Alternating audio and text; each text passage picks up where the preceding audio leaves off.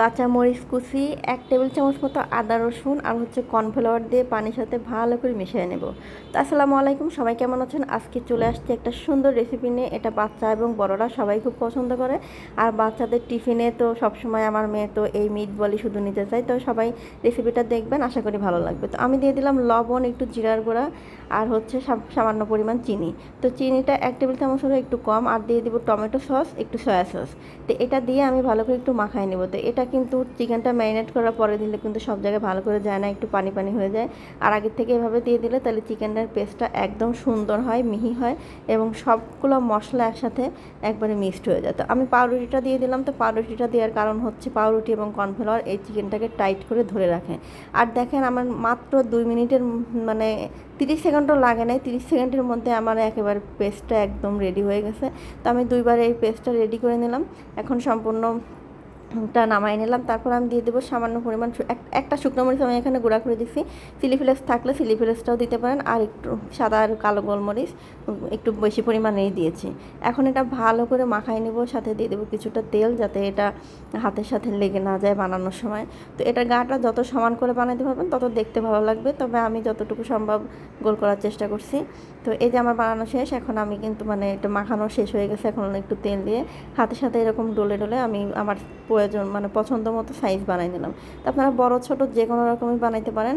তো এভাবে করে সাইজে আমি সবগুলো বানাই নিব। তো এখন আমি এটাকে করব হচ্ছে গরম পানি দিয়ে ভাপ দিব। তো এদিকে আমি যতটুকু সাইজ ভাবলাম যে একটু পলিতে করে করে দেখি, কিন্তু এটার মধ্যে দিয়ে আর মনে হচ্ছিলো দেরি হচ্ছিলো, আবার হাত দিয়ে গোল করতে হবে, তো ঝামেলা, এই জন্য আর করলাম না। তো আমি হাত দিয়ে ছোটো বড় বিভিন্ন সাইজের করে নিছি। তো এখন ফুটন্ত গরম পানির মধ্যে এই মিটবলগুলো দিয়ে দিব। দিয়ে দেওয়ার পর একটু মানে 1 মিনিটের মধ্যে দেখবেন যে ভেসে উঠছে। আর ভেসে ওঠা মানেই মিটবলটা আমার রেডি। আর মিটবলগুলো এখন আমি উঠাই দিয়ে দেবো বরফ ঠান্ডা পানির মধ্যে। তো পানির মধ্যে কিন্তু মিনিমাম 20 মিনিট আমাকে এই মিটবলটা ভিজিয়ে রাখতে হবে। এখন আমার বাকি মিটবলগুলো দিয়ে এরকম ভাপ দিয়ে নিব। তো এটা কিন্তু আমার বাচ্চা কিন্তু টিফিনে ম্যাক্সিমাম সময় শুধু বলে মিটবল দাও, সন্তান নাস্তায় মিটবল দাও।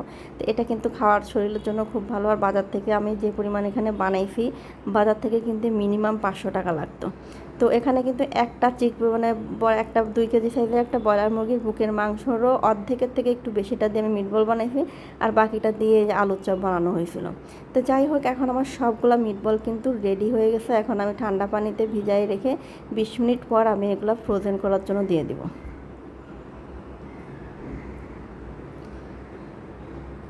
তো আমার 20 মিনিট হয়ে গেছে, মিটবলগুলো ভিজাই রাখছি। তো এখন আমি প্রত্যেকটা মিটবল আমি একটা একটা করে পানি ঝরায় ট্রের মধ্যে উঠায় নেব। তো এদিকে ট্রের মধ্যে আমি দিয়ে দিচ্ছি একটা পাতলা পলি, যাতে করে ট্রের সাথে আটকে না যায়। এখন আমি দেখেন কেটে দেখালাম যে ভিতরটা কত সুন্দর হয়েছে। তো এর মধ্যে এখন আমি একটা হালকা সারা সারা করে দিয়ে দেবো, যাতে একটা গার সাথে একটা লেগে না যায়।